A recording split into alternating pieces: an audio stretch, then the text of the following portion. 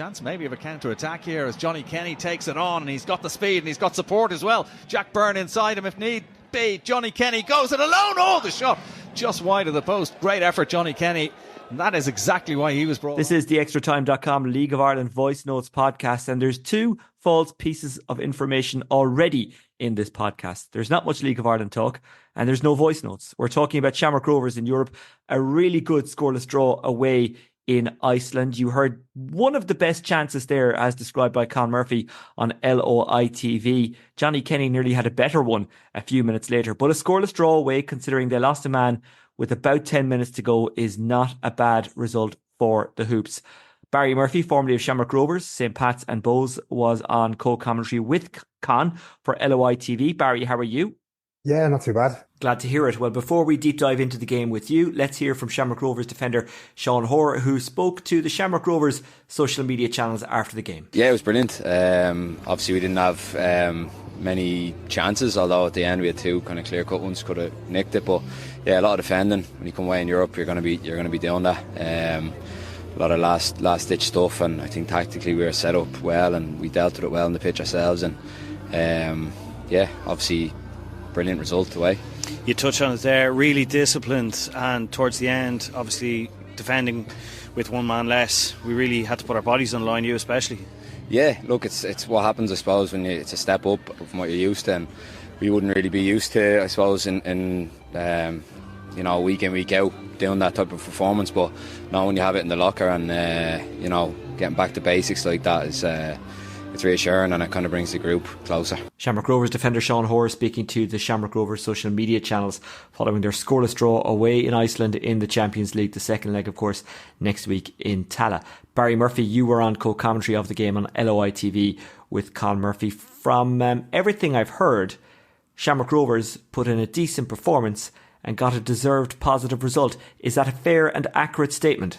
Yeah, I think it's a really good performance, away European performance to go and get a result there. You were hoping for maybe nick a goal and bring it back ahead, but listen, if you'd have handed Stephen Bradley a 0-0 draw with 10 minutes to go, you definitely would have snatched your hand off for it. You could see kind of early on the way they set up with Sean Hoare back. We were wondering whether it'd be Sean Hoare or Honan going in at the left of a back 3, and then who would play wide on the right. And you kind of could see from that kind of setup early on that it was going to be a containment measure, really. They're so dominant down that left hand side. Vikinger, they've scored 26 goals from out wide this season, so that was obviously an area that Stephen and the staff had looked at in terms of nullifying this time around, and it worked perfectly. They were so good from set pieces all year. In the 17 corners again tonight, and the lads at the back, Pico Lopez, Sean Hoare, they were excellent. Dan Cleary, brilliant in clearing everything, and listen, a couple of great chances for Johnny Kenny to go and win it at the end, and it would have been a famous night and a brilliant result to bring into next week. But as it stands, it's still a great result, and I'd more than fancy him to do the job next week. Did it suit Rovers to have less possession in a game for once? I heard you reference that during the game, and you said that Rovers, by and large and on average, have more possession this season than they had last season, but yet their results haven't been as good. Whereas tonight, they probably would have seen less of the ball, and in this context, it probably suited them.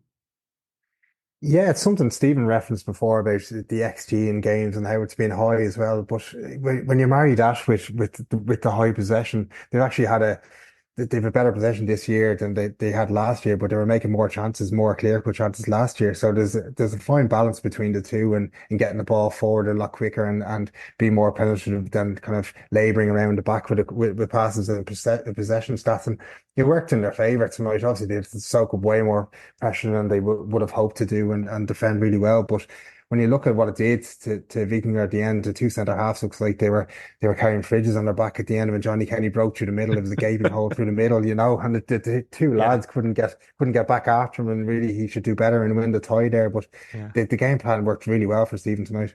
We had 10 goals in the league, so he's had a decent season. But as you say, he really should have scored tonight. He had 2 really good chances. Well, maybe the first one, the one that we heard in the intro, was tougher than the second, but certainly he should have scored one of the 2.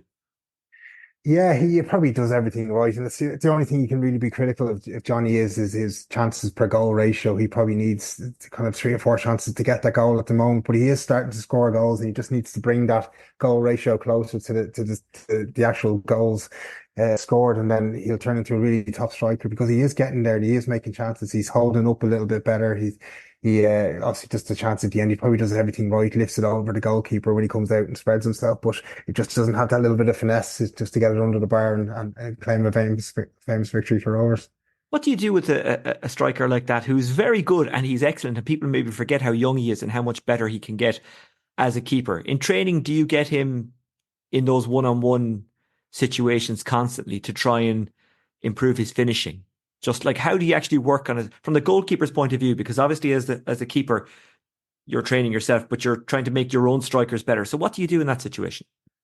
It's putting into real gameplay scenarios. I think a lot of finishing would have been around kind of the box, and you get to the byline and you pull it back for a striker to hit it from 12 yards, and then you cross in from the other side and he goes and heads it into the thing. But it rarely happens in games like that. You've got to have people in the way. You've got to have true balls. So from Johnny's point of view, especially going into a game like tonight where they had much more possession, like you balls over the top are the ones he's going to be running onto. Aaron Green did so well in the first half, but in training you can kind of you can do that and try and put balls over the top for him to go on and run and get somebody to kind of chase after him and try and close him down. And they've got a goalkeeper coming out to me. It's just repetition and going through those kind of game scenarios more than kind of lining up with all your strikers and laying the ball back and just finishing. I think that's probably what he might need at the moment. But the chances are coming from, which is the big thing. Well, 10 this season, so it's not going too bad for him. You mentioned during the commentary as well that, and here's the weird thing, right? I could have listened to Spain and France for free, but I paid a tenner knowing I wouldn't be able to watch the game because I was in the car, but I wanted to listen to the game. That's really sad, isn't it? That I paid a tenner to not watch a game and to listen to the commentary, and it wasn't even a radio commentary. But during the game, you referenced there that Gaffney and Burke might have added something tonight. Now, in fairness, they did create chances, and it was Kenny's pace that created those chances, and Gaffney and Burke don't have that pace. But did we see tonight how much maybe Shamrock Rovers would improve if they were back in the team? Yeah, you look at it, they're the two top scorers in Europe. Gaffney has 8 goals over the last couple of seasons, and Graham is the top scorer with 12, and you just missed his little bit of guile and nous around the box and his little intricate plays and getting shots off and really testing the goalkeeper. Jack kind of never got himself into positions where he could get shots off, and Rory's probably in terms of his actual goal scoring, it wouldn't be the highest in the league, but the work he does off the ball and gets himself into great positions. If Rory Gaffney could set up Rory Gaffney, he'd be a hell of a player because he gets himself into some great positions to he knows exactly what the striker's looking for. He just needs somebody to do that for him. It's a bit like Harry Kane, isn't it? He's trying to set up chances that he should be at the end of at the moment for England. We might get to that in a second. Look, I kind of don't want to go off into a tangent about Shamrock Rovers' season so far and various players. I want to actually praise them for this really, really good result. And if people want to see more from it, they can go to the Shamrock Rovers social media channels. I should have mentioned that at the start. But like it really was a very decent and professional display by Shamrock Rovers and a big improvement on anything we saw from them in Europe last year. It was really good. It just, if Stephen couldn't have got it any more to the tee for in terms of game plan, he got it bang on. He knew exactly where their threats were going to be down that left hand side. As you said, they literally, it was old school from Vikinger. They get it out to the wings, get the head down, stick it into the box, and just repeat and repeat and repeat. And they just keep doing it. It's the same at the corners. He just kept putting it right in. The number 10 kept sticking it right in on top of Fullison, the big centre half, and it just, the amount of times Rovers just cleared it, it was incredible. So they would have seen that and worked on that all week and known that the counter attack was their best chance of scoring. So listen, in terms of the purities of football, I'm sure people looking at it going, listen, you're going to Iceland and you hope for an expansive game and a couple of goals. But in terms of just getting through this round, which is so huge to a club from this country, it's all about just getting a result and bringing it back to Tala next week. Will the second leg be the same as the first? Do you expect the Icelandic outfit, Vikinger, pronounce it for me, please? Vikinger, yeah. Vikinger, sorry. Do you expect, what a pro I am.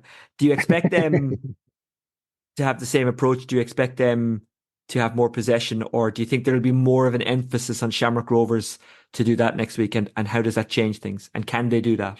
Because they're still missing some very decent players. Like, I mean, you could argue that if not all, some of their very best players, some of the people you'd really want for the big games aren't there or are not match fit, haven't had a whole pile of football.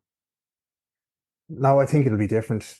Just looking at their form, they've been so good at home. They're unbeaten in a year there. They've got some big wins in Europe last season. The new Saints, Riga, Lech Poznan, they've beaten at home, but they've gone and lost away in all those games by the new Saints ones. And I think it's just totally different. They won't have the same amount of corners, set pieces that they've thrived on over the year. Rovers will have much more possession. It'll be interesting to see now whether he brought on Dara Burns and Neil Ferrugia 20 minutes to go and made a huge difference, got them further up the pitch. It'd be interesting to see if he plays one or both of them in this second leg to give Rovers more of an impetus to go and get a winner instead of kind of hanging on the way they did maybe in this first leg. So it'll be interesting to see if they start. And I think there's chances there to exploit the centre half.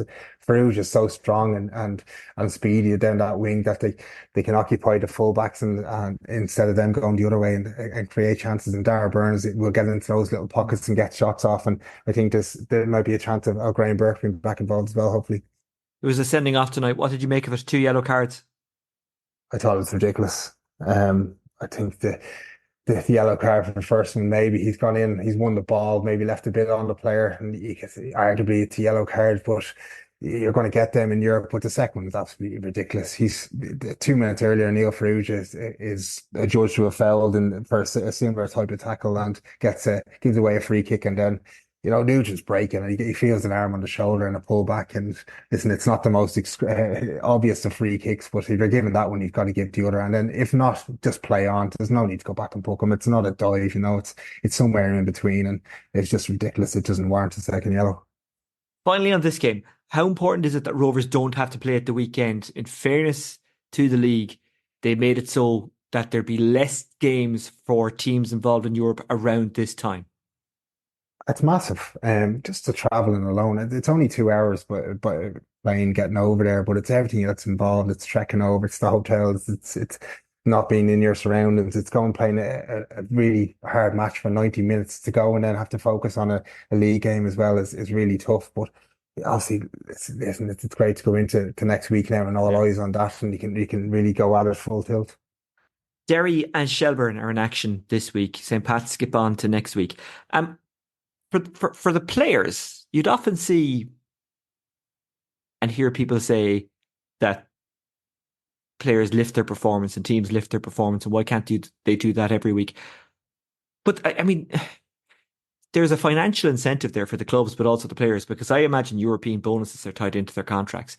And on a human level, I can completely understand how you would just raise your game, because you could earn life-changing money if you win 2 or 3 rounds or get to the group stages. And I want to be really clear here, Barry. That's not me having a go at players, because I think in all of our lives and all of our jobs, there are certain times when maybe we up it more than others.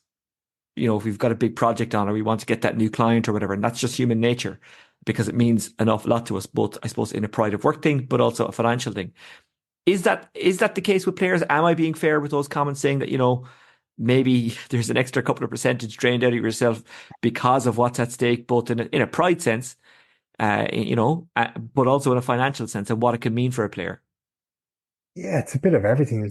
You're right, though. It can be life changing. Look at that Dundalk one. I know a couple of lads have out off the back of that, and Stephen Kenny obviously had a good thing written in his contract where he did really well out of that. There wasn't the expectation at the time for him to go on such a run and manage to get a good deal out of it. But the pool of whatever it is, 18 players going over will be financially rewarded from getting through it. And it's only fair because the clubs are. And it's these players getting it to that level. But yeah, you do. But it's a personal pride thing as well, going to Europe, because all eyes are on you from the league. There'll be a lot of detractors from other clubs. But to be fair to this league, that generally the fans are looking for Irish teams to do well, because they know it goes back well into a lot of the praise, and the eyes would go back on the league and kind of progress the league here. So players will always give that a little bit more in Europe, and you feel like a proper footballer going away to these venues and playing in front of large crowds. And I think hearing that Champions League music doesn't it helps a little bit too. Is that a big thing for footballers, feeling like they're in something that really matters? Because sometimes there's a lot of negativity around this league, not as much as there was, and I think it's a more professional environment now and all that. But is that something footballers are thinking about? Is that another reason why you might get a bit bit more out of them. Yeah, definitely. You want to play in the best stadiums and the best pitches in front of huge crowds. Even the small thing like the billboards up in Shamrock Rovers now, the LED ones around the sideline. It looks like even from a TV point of view, it looks like a proper stadium, a European stadium, and the football nearly looks 10% better when you look at it on a Yeah. decent pitch and decent And by the surroundings. way, that's not just for players. When you're commentating out there, it feels like you're commentating at a proper stadium. Like Yeah, genuinely, exactly. it's a big deal for someone like me, especially who doesn't get to do Premier League, doesn't get to do Champions League.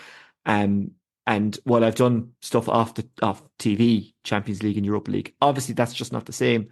But it just feels like big stuff. So I do get what you mean there. And for fans, I'm sure it's the same when you're in a stadium that feels right, that feels good, that feels like a proper professional football environment, like you'd find in close to the top tier in England. And I know people might say, "Oh, why are you comparing it to England?" But that is probably what we mark ourselves off, whether we like it or not.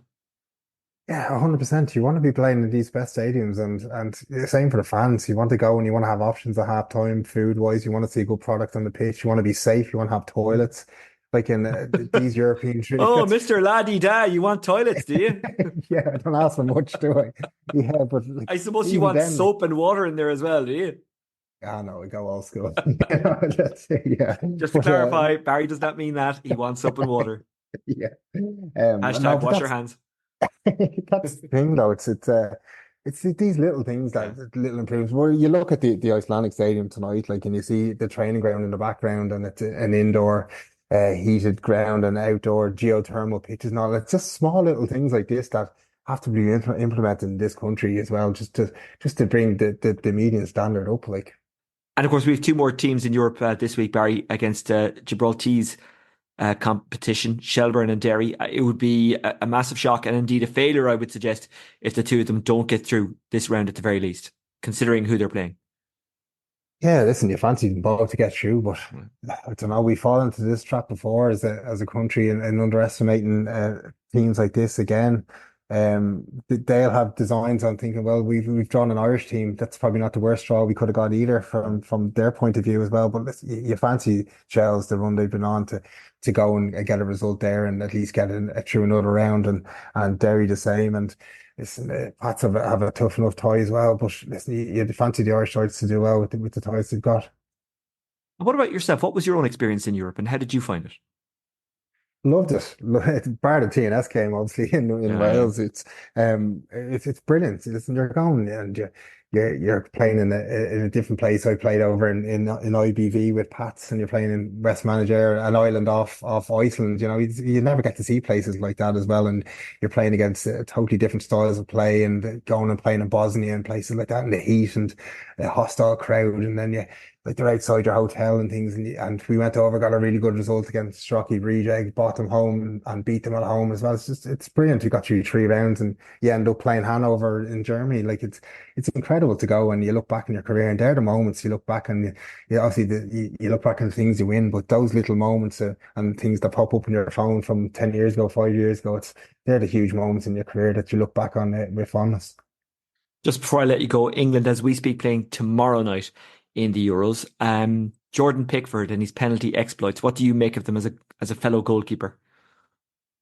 It's the whole approach to the penalties has been so interesting. I think they've changed the whole dynamic of it. Obviously, listen, it's not a new thing, writing the names on the bottles and hoping they go that way in real life. And now that he's seen that, the whole world has seen that involves, will it change the way they approach it if it goes to penalties the other night? But even just the approach of the England players, that they're not standing together on the centre circle, that one player goes out and meets the player that's just taken a penalty, whether they've scored it or not. It's I was just reading a little bit about it. It's a social practice which kind of shows the togetherness in the team. And I think Jordan Pickford went out and met an oncoming player for the first penalty and handed him the penalty. And they both walk into the box as a two.